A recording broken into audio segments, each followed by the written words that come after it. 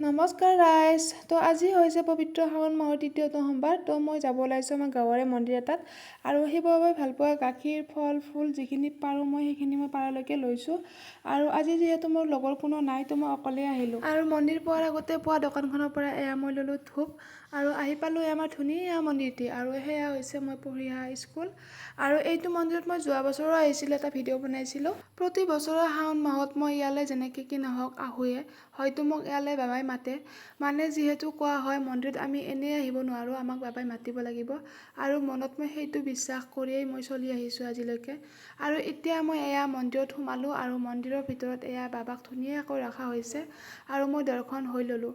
আৰু এয়া ইয়াতে গাঁৱৰে বৰমা খুৰীমাহঁত আছিলে, ইয়াত এতিয়া নাম ধৰিব, আপোনালোকে শুনক।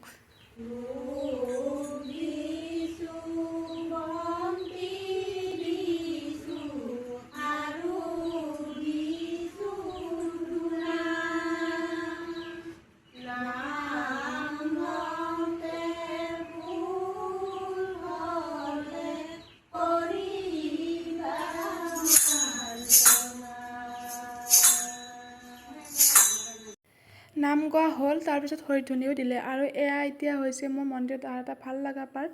মানে মন্দিৰত অহাৰ পিছত এয়া ৰঙা ফটো লৈ মোৰ ইমান বেছি ভাল লাগে নহয়, সেইটো কাৰণে মই ৰখি থাকোঁ। তাৰপিছত এয়া দিলে প্ৰসাদ খাব আৰু প্ৰসাদ খাই মই এতিয়া ঘৰত যাব ওলালোঁ।